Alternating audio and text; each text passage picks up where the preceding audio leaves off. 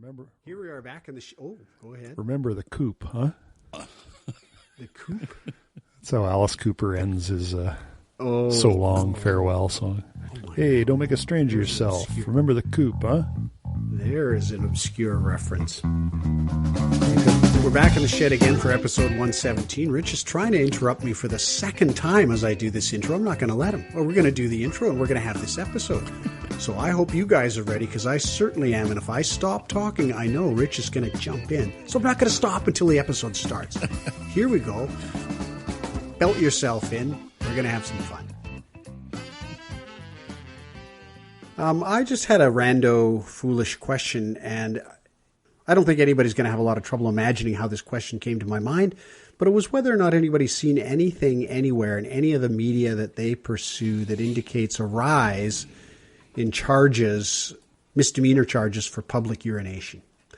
And the reason it came to mind, aside from the obvious one, is when you think about it, restaurants and all kinds of different places don't allow access to their washrooms anymore.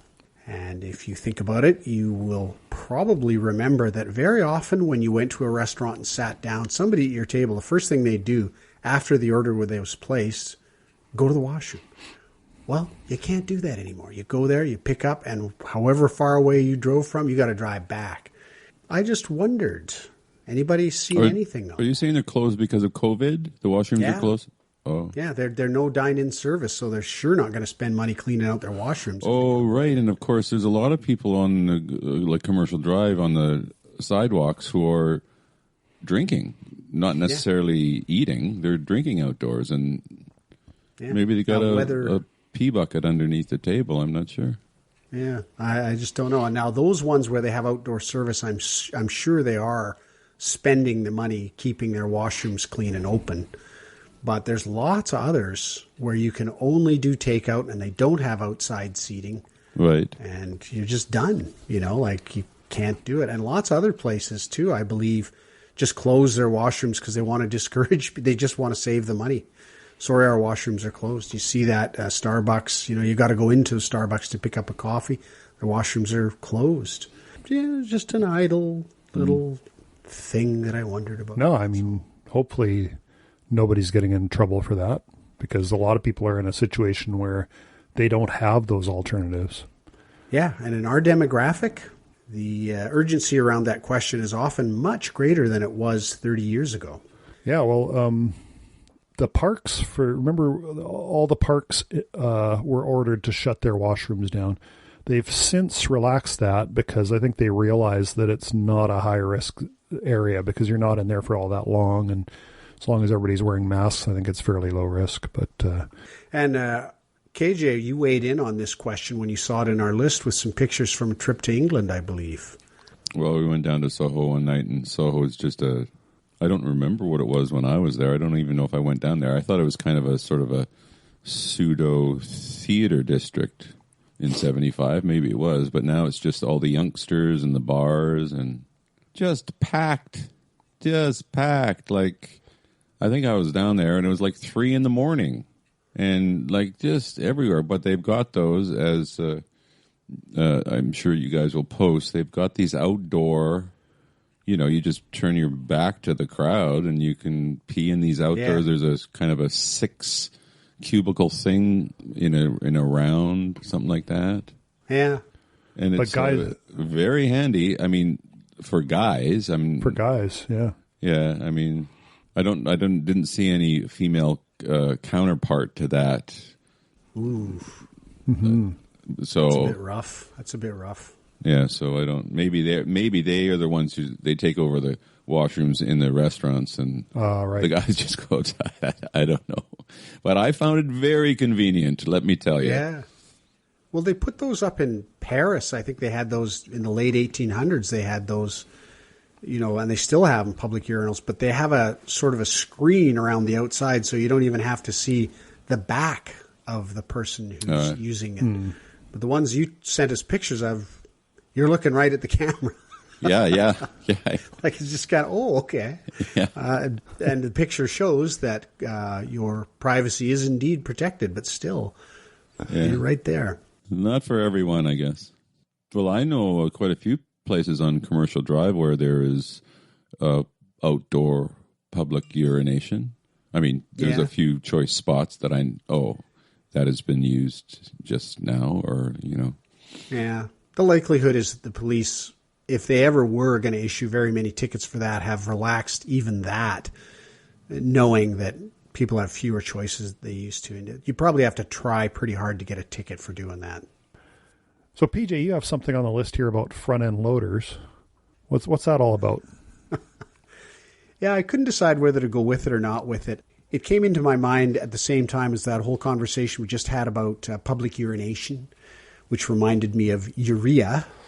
And urea is fertilizer, and it's processed in plants. And I worked in a urea fertilizer plant just outside of Calgary. Karsten. For a couple of summers. Yeah, Karsten, that's correct. And I was reflecting on some of the work I was asked to do out there. And one of the things I got asked to do was they had a big settling pond, and it was pretty big. It was like about a 1/4 mile square. And they started having a problem because the wind in the prairies always blows in one direction, and one end of this thing was getting eroded badly by the waves lapping up against the bank, right? So they pressed their like 18 or 19-year-old summer guy into service, running a front-end loader with just this string of dump trucks with gravel in them, waiting, and they'd come up and dump, and I'd have to, smooth it onto the top of the dike and down the side. And, up until this day, I've spent maybe 10 minutes behind the wheel of an articulated front-end loader.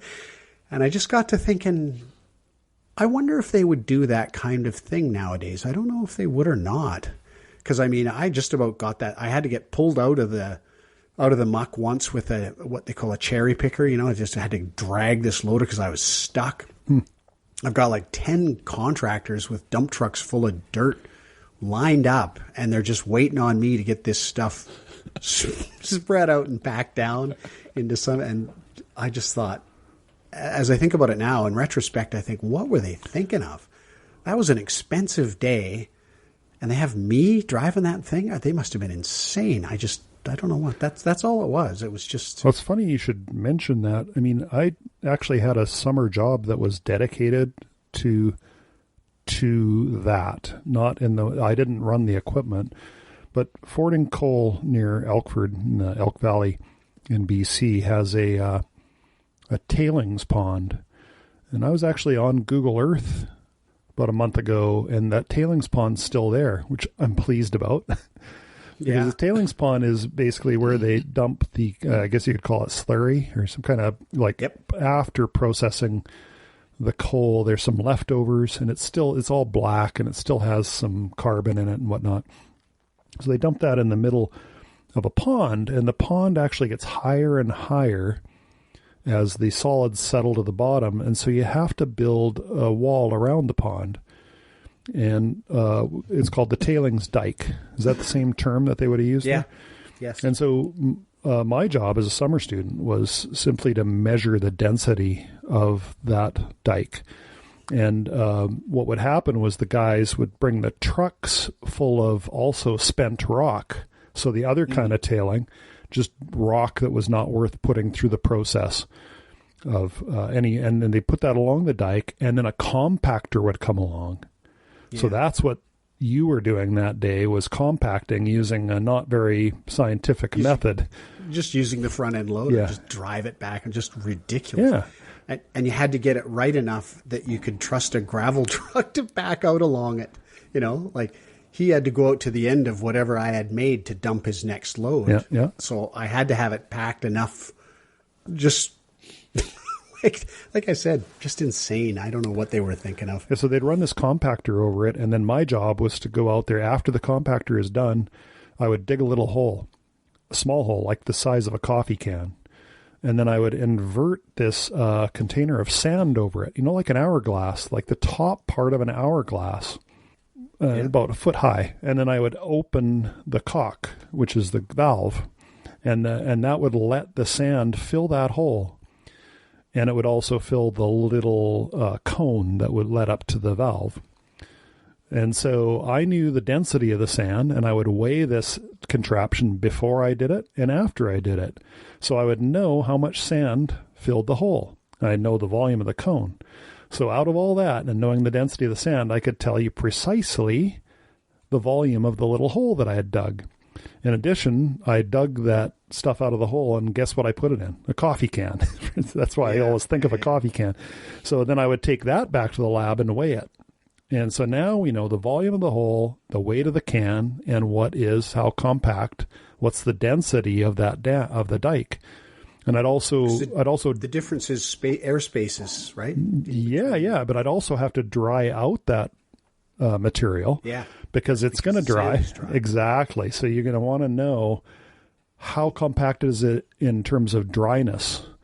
Because once the water goes away, it might all fall apart. But anyway, I thought that was a cool little job. I was interested in math and just the basic math of calculating stuff. And it was a cushy job.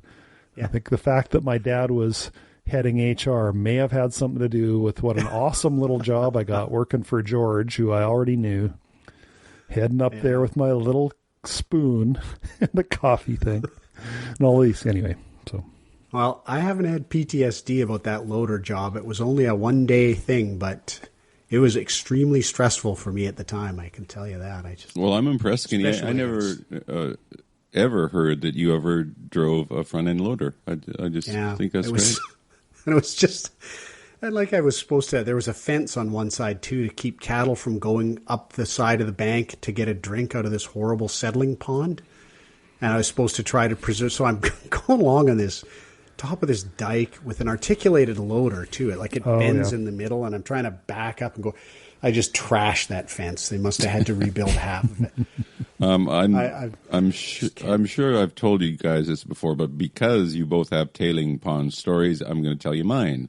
So at Lornex in Logan Lake, I was on the yard gang, I guess, the summer I bought my truck, and me and Guido got to go out into the tailings pond, a big one, and in a rowboat, and we had markers on the sides of the pond that were set up a certain distance apart, and we would line up with those and cross the pond, and every whatever, 10 feet, 30 feet, we would drop a little depth charger on a rope, and we would measure it, and when it hit the bottom, we'd measure, and just to give us a picture of the bottom of the tailings pond to see how deep it was there, how it was getting deeper or not deeper, depending on which way you went. Another evenly distributed. Another beautiful, cushy job. Nice. Like out on the water, of course. No, the Lorna, it wasn't stinky water. It wasn't very attractive. But anyway, that's my tailing pond story. How did you know that you had gone 10 feet or 15 or whatever the prescribed distance was? Well, I think we had markers along the shore, and we were going from side to side, and we could just kind of line it, just do it. We eyeball it, of course, right? Okay. So we're going between two markers straight across the lake, parallel to the shore, and we'd go to the next thing. It was, and we made a little graph and everything. So that's I figured you would end up with the most heavily manually created contour map of the bottom of the pond. Yeah. That's the exact same. All three of these stories had the exact same objective: was you don't want this thing to ever break. Yeah, and because then you're going to have those tailings are just going to flood some valley somewhere. And we've seen in the news in the last several years, a couple of those very famously have let go and really done some horrible wasn't it damage. Like the Mount Polly mine or something? Yeah. Nice job. Yeah. Nice job, RJ. So nobody paid for that. Yeah. The cleanup. And the Lornex one would have gone not very far, probably less than a mile, right into the Fraser. Now, were you working at Lornex? Yes, I did, yeah. Yeah, I was labor. I worked there for 2.5 years doing basic grunt work. In fact, that was what got me into computers was just one day I was shoveling those steel balls that they use in the mills. And I was going, I'm getting too old for this. And I was like 23, 24 maybe.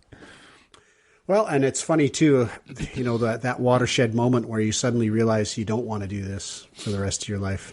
shoveling steel balls, cleaning track crossings in the wintertime. Yeah. Same sort of thing. I just suddenly just think, I don't want to wait 35 years before I get an inside job. I have to take some kind of action.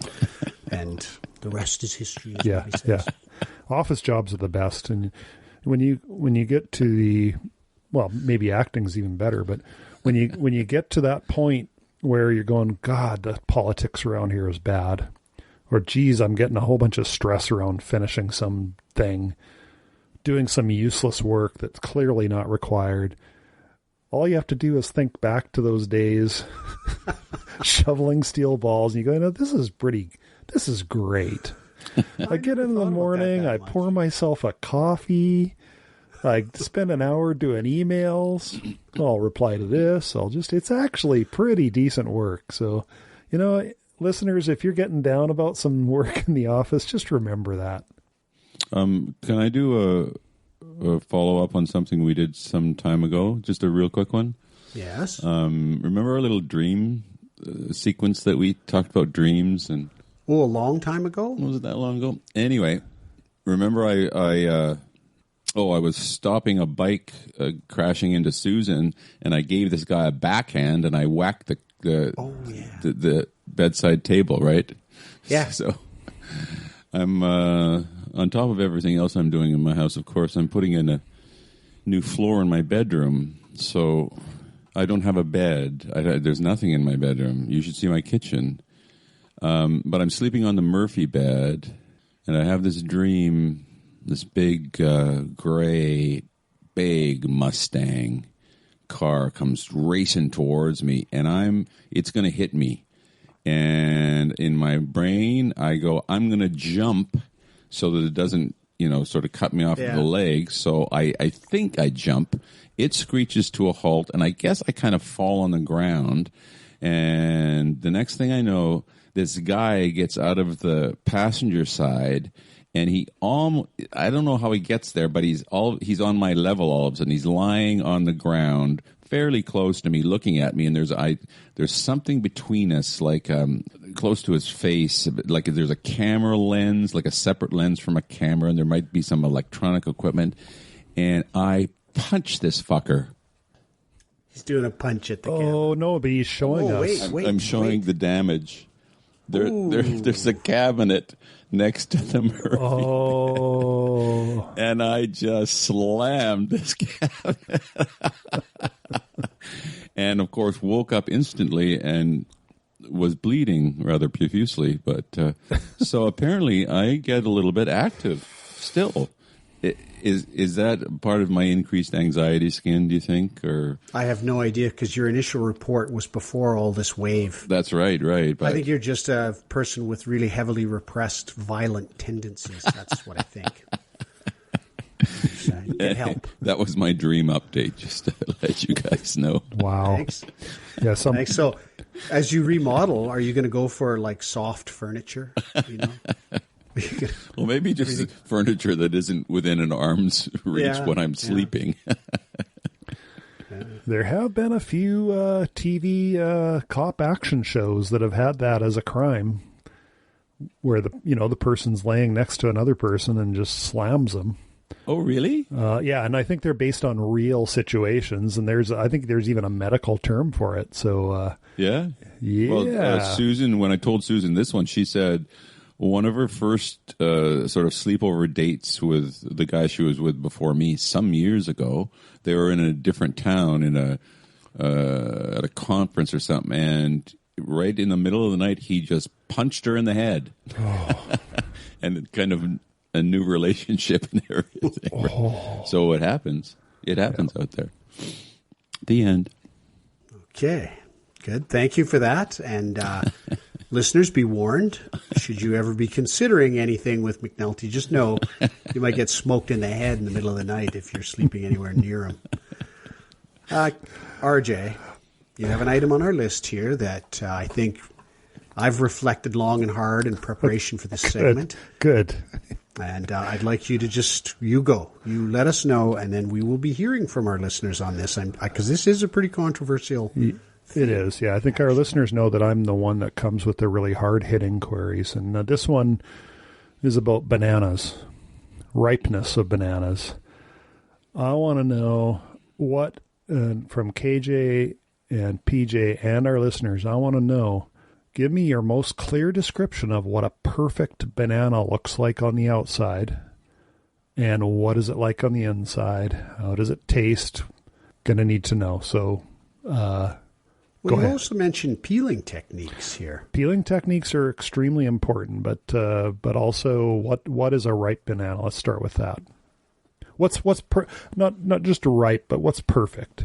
Yeah, it has to be. I think here, what is a perfect banana to you? And if you say, I like mine crunchy like wood, well, okay. I think we would probably all agree that you just like unripe bananas. But I think if we ask for what's a perfect banana, I think that'll get it done. Yeah, I think so. Why don't you tell us yours first, since you brought this up? I'm sure you'll have an opinion. Theme song. This shit is bananas. BANANAS. Well, a perfect banana is going to be nice and bright yellow. There can be some hints of green down maybe the corners, but just very little. There can't be swaths of green. In the distance, I hear people clicking on keyboards, doing the flame mail even now. Yeah. But anyway, keep going, RJ. Keep going. Yeah, Hint of green possible. inside's going to be firm but not woody. Any kind of mushiness whatsoever is not acceptable. Any off-coloring or bruising needs to be cut out, not eaten. It cannot be consumed. It can go to the compost. Yes, and as to how it gets peeled, none of this stuff like on TV or what you think a monkey might do, grabbing the top and pulling it down, and then what? Like one strip at a time, like a cartoon character does? No. About 2 inches down from the top on the back of the banana, meaning the convex curve, you're going to put your thumbnail in there and just pop. There's a little opening, and then you can just open the whole thing and completely remove the entire banana before you start eating it. Don't you get banana guck all over your hands if you do that? Well, we always wash our hands before we eat and after we eat. I didn't ask you that. I said, do you get banana guck in your hands? No, because a ripe banana does not leave guck. Oh, and the other thing, your definition of right. And then the other Ripe. and then the other thing is that those little nubs that are on the top and bottom, those have to be removed and composted. Do they have to be composted? Or? Inside the Can banana. I just spit 'em in Yes. So the part of the meat, it's a little bit chewy, that little bit there, right? Yeah, that's got to go. Yeah. Good observation. So I think, and these are not, it's not really an opinion. These are objective facts, but I'm curious to understand Science what your agrees. thoughts. Well, yes. Science agrees that the maximum nutritional value, et cetera, et cetera, et cetera. Yeah. Maximum hygiene, maximum. Wow. Okay. KJ, you go, because you just know that I'm going to have issues with Okay, I'll go. I don't mind that one, RJ. The fairly firm, but my standards go to, I like to see a few brown flecks on the outside of the banana, not necessarily green, although I probably won't open anything with green on it. I'll just let it sit for another couple of days.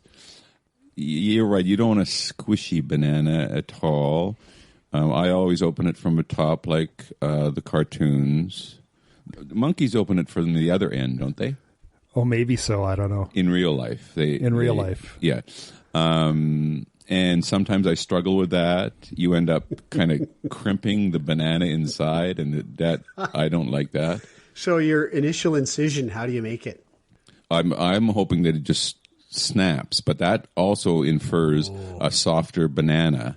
That's risky because it doesn't snap. You've gushed the top. That's right. And so I often get a surgical instrument, perhaps a knife, and do the little. But that's right at the top. I haven't thought of the convex backbone of the thing, 4 vertebrae down. I haven't done that, but perhaps I'll try that next time. No, it's because you, like most rational people, don't want a whole bunch of banana guck on your fingers. Yes. But the whole beauty of the fruit is that you don't have to get all messed up eating it. So, KJ, when you eat it, do you hold the banana by its peel on the bottom? indeed, I do. Okay. I never touch a bare banana. Okay. You work your way down. Very rarely, unless something's gone wrong with the opening. Also, I'd like to throw in a little thing here for peanut butter and banana sandwiches, and I would accept a brown spot in that banana because you're going to mash it up with a fork.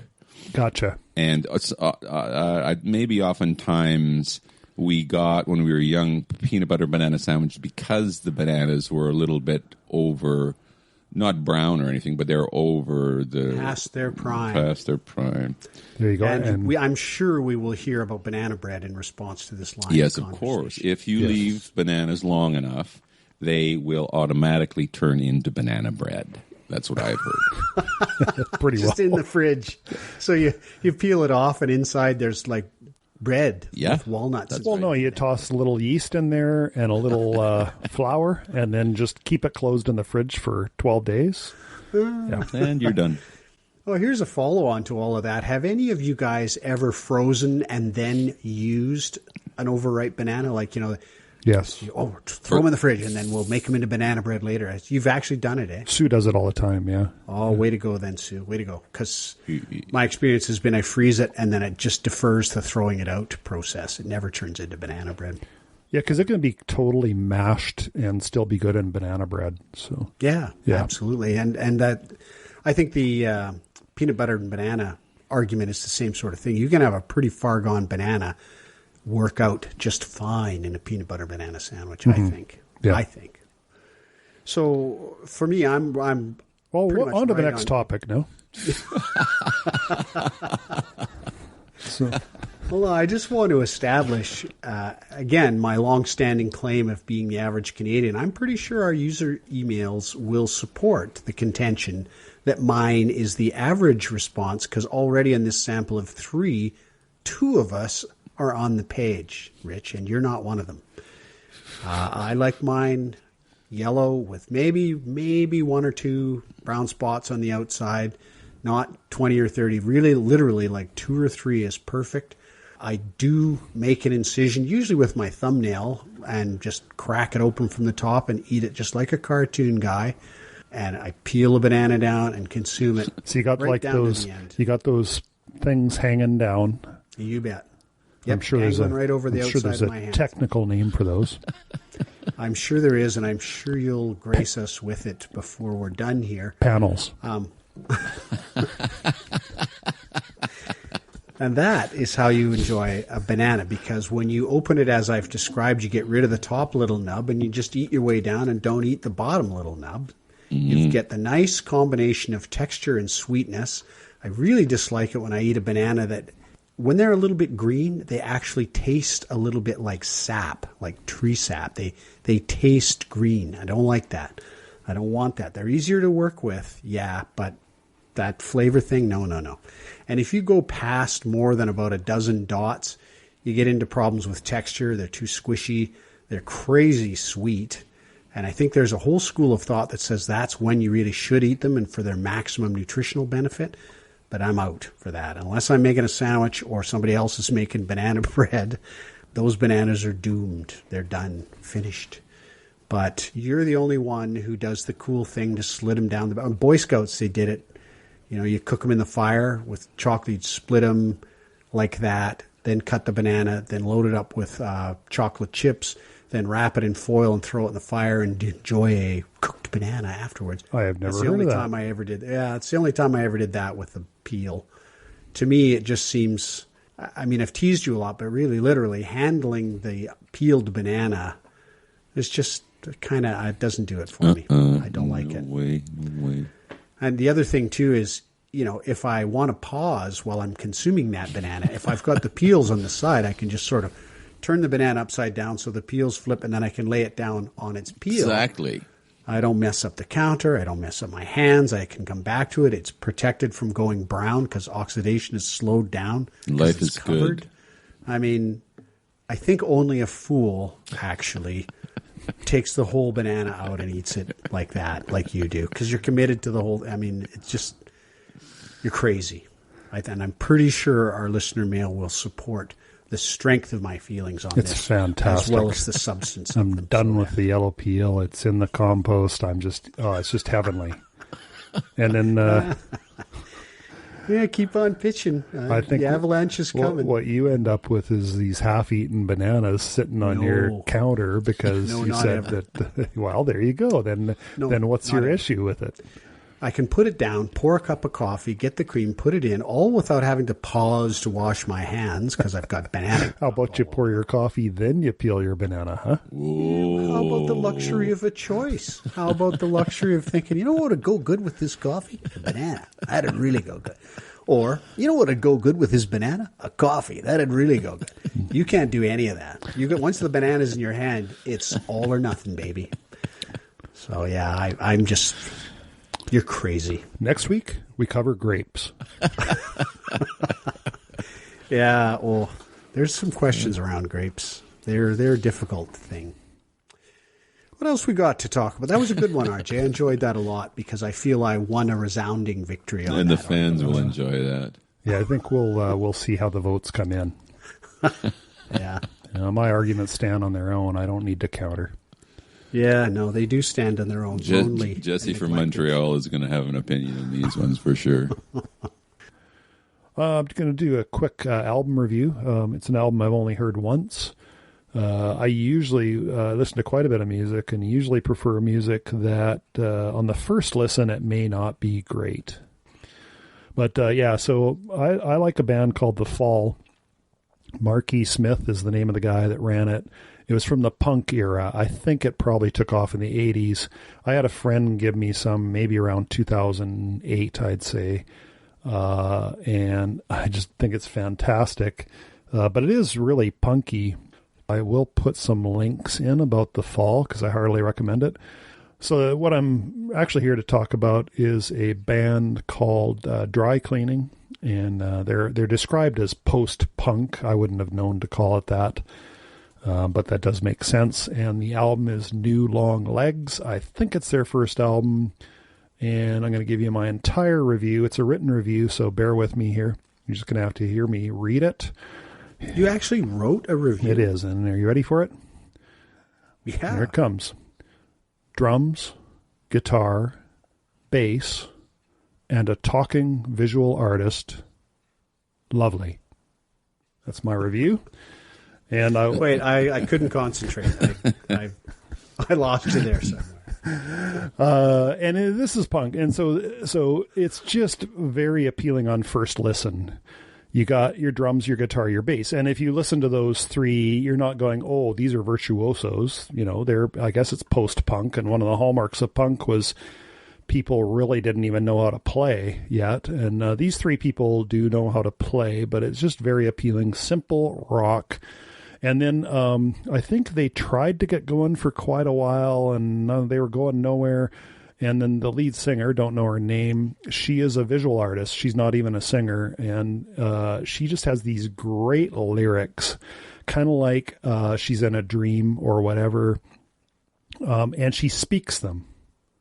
And she's got a heavy British accent, maybe Cockney, maybe not, but certainly an interesting accent, and it's just fun to listen to. So I'll provide a link to that. And I could tell when I listened to it, I thought, this is kind of like The Fall. And of course, when I went and read a review, they said, yeah, they listened to The Fall quite a bit before they did this album. So anyway, that's my recommendation. Boy, your musical depth is... I've been wondering quite a bit in the last year or two, whatever happened to my musical anything. I just never listened to music, and I don't know why. I did used to listen to it quite often, but I just do not. I don't know. Well, it's just a thing. I have the same problem with reading books. I've got my whole little, I'm not doing anything right now. I think I'll just open Twitter. And it's a nice, I usually learn something interesting, and I just read, but I'm never reading anything. Occasionally, I hit a long article. And I'm halfway through the article. I think, this is great. This is great depth. I'm only halfway through. I think I'll skim to the end now, and it's a little sad. I'm thinking of, and listeners, you might have some suggestions, but I'm thinking of some strategy where I kick myself off social media and I get some strategy where I'm just going to read books in those situations where I feel like just having a quick read through. I don't know. I need some strategy. Books are just marvelous, and I need to get back on them. I have about 10 or 20 of my most recently purchased or gifted books that I haven't read, and I think each and every one of them would be excellent. I find reading for only 15 or 20 minutes is challenging because I have a problem, and I know most of our listeners would agree that that's a challenge in general.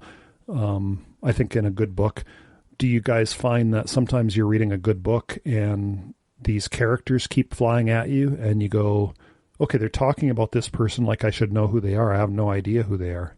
Like I forget names. You guys don't have that issue? Yeah.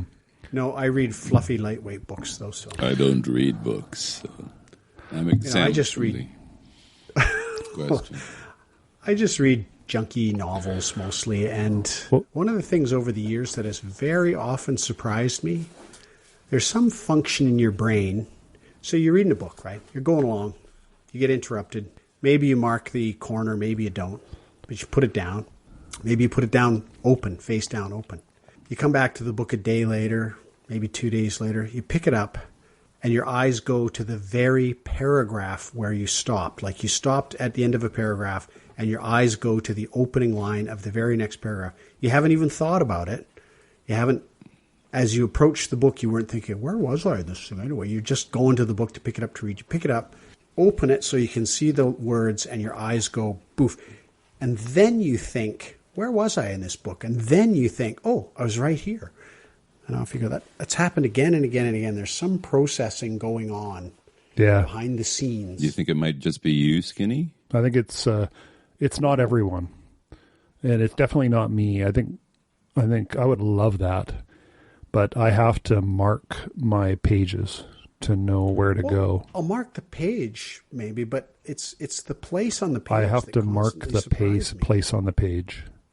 Ooh. Yeah, so I'm an unrepentant page bender, and I bend the page precisely to the paragraph where I'm at, but I have no recollection of where I was. And usually I'm wondering, and I start reading and I have no idea what they're talking about. So I'll kind of flip back the last couple pages and try and reorient. I remember I bought a John le Carré book once. It was a used book, actually. I can't remember which title it was, but I was having that problem where character after character, I'm going, what is he talking about?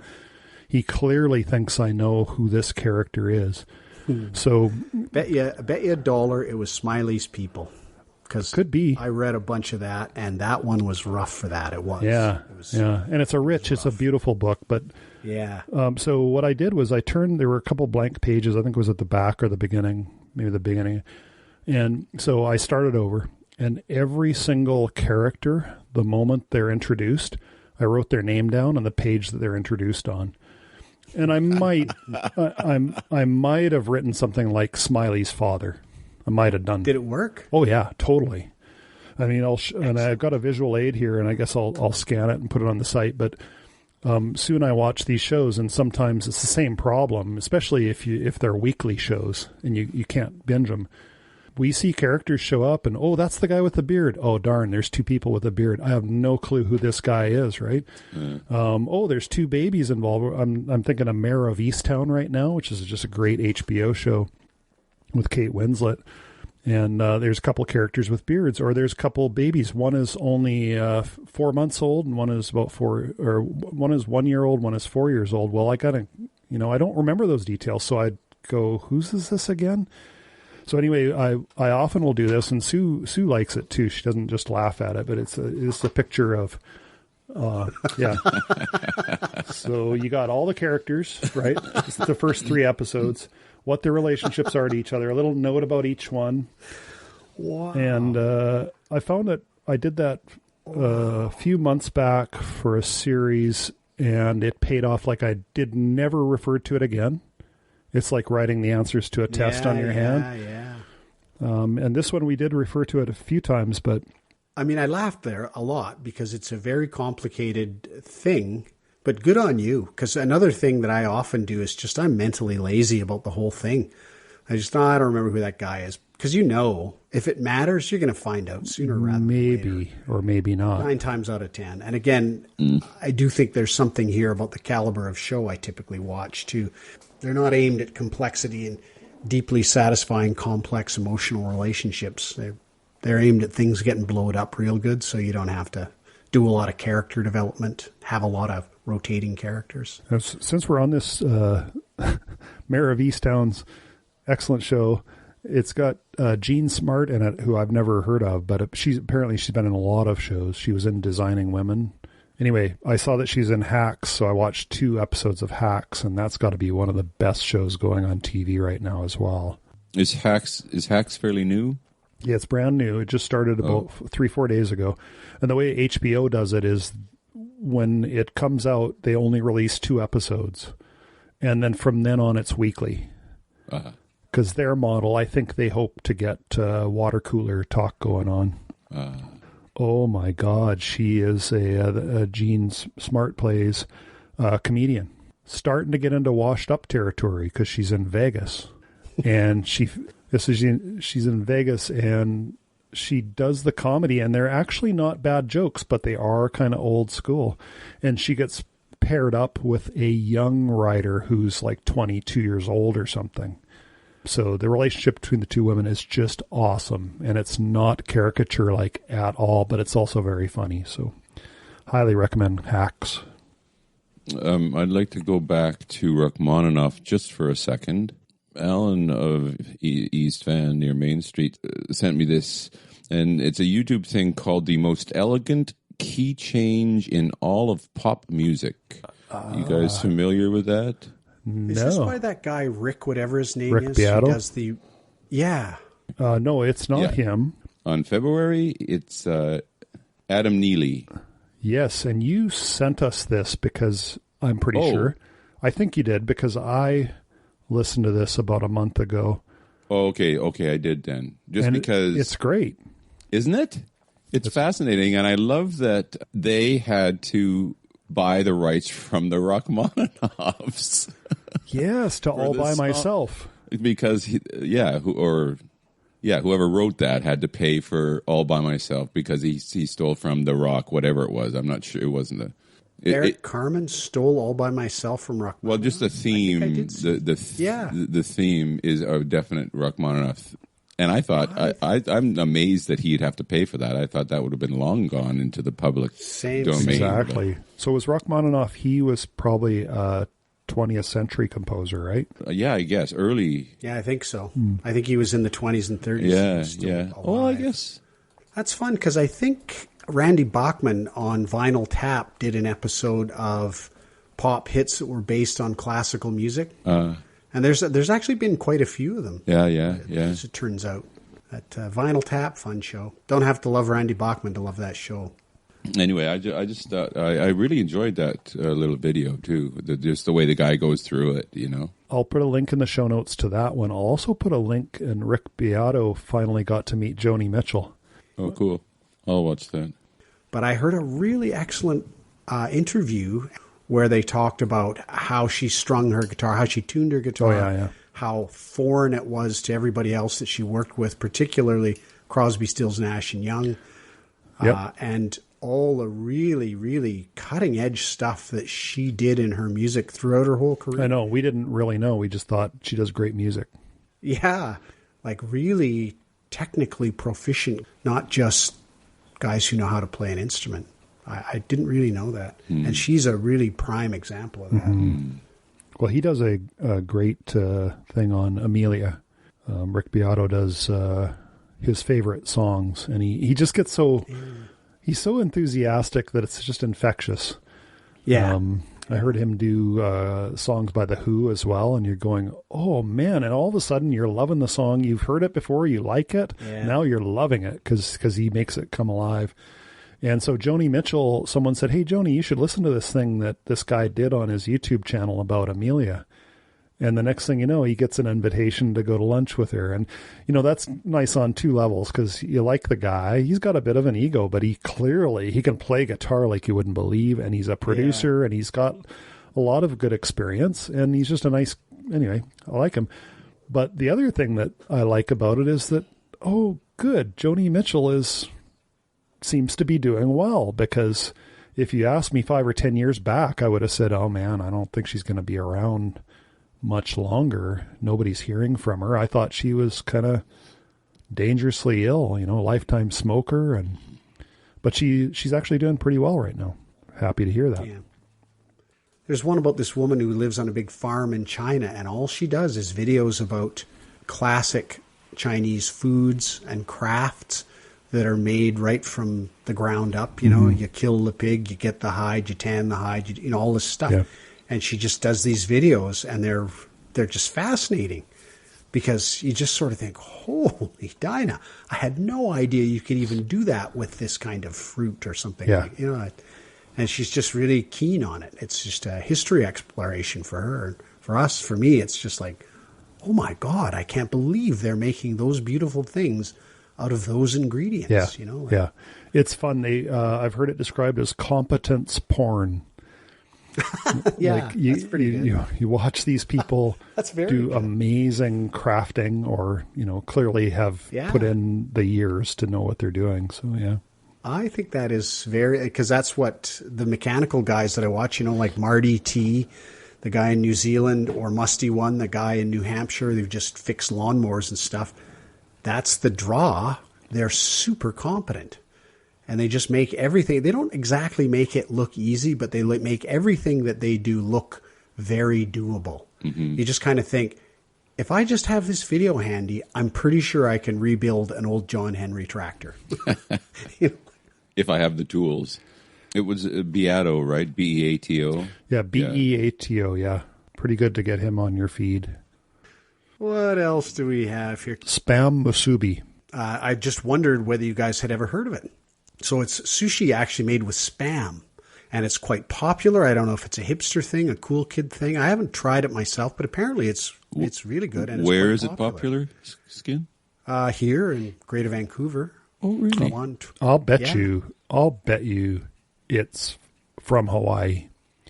I think you're right, actually. Because Hawaii's a big spam country state. They love their spam, and a large Japanese population there. Yeah, no, I think you're right, RJ. I can't remember where I heard about this thing first, probably Twitter. And I thought, wow, Spam as sushi.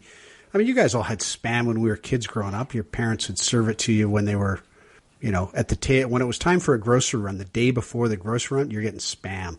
And I just thought, having it in sushi, and I just wondered if you guys had ever tried it, had heard of it. Or RJ, you've heard of it. KJ, you? No, never heard of it. Well, I bet you can get it on the drive. I don't think that I would sample that. I'm not sure. Oh, I 100 would.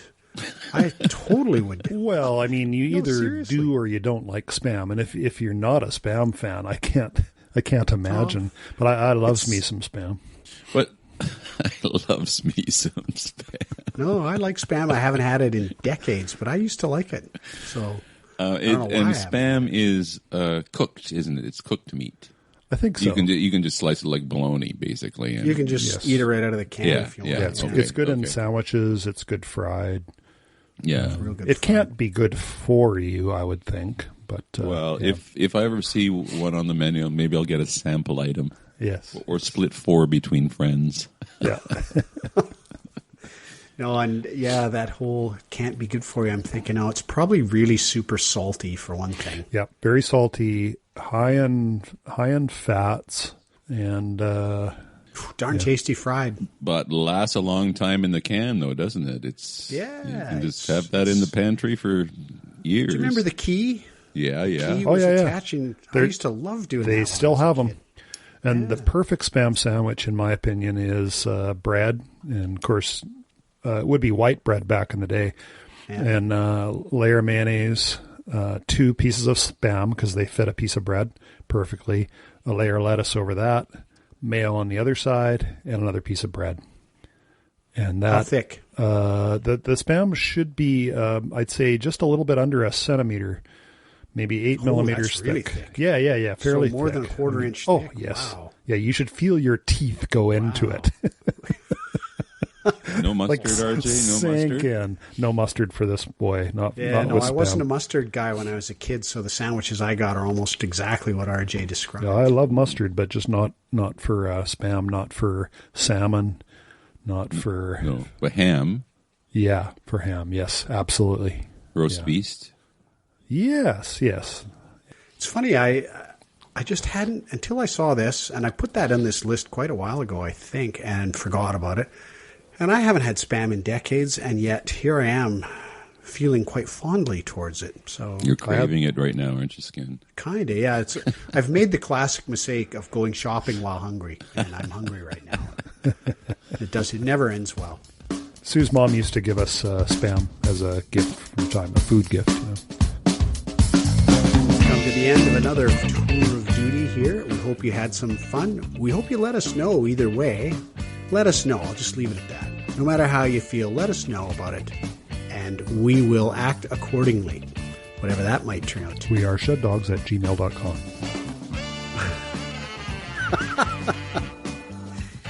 Yes, and our website is sheddogs.ca. The CA is for Canadian content. www is not required per Jesse of Montreal. That was actually specifically with him in mind that I did it that way. That is all we have, though. We hope you did have fun. We hope you take care of yourself, and we hope you come back.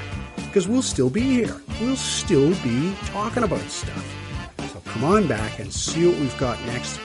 We'd love to hear from you. Take care. Bye. Bye. No, really.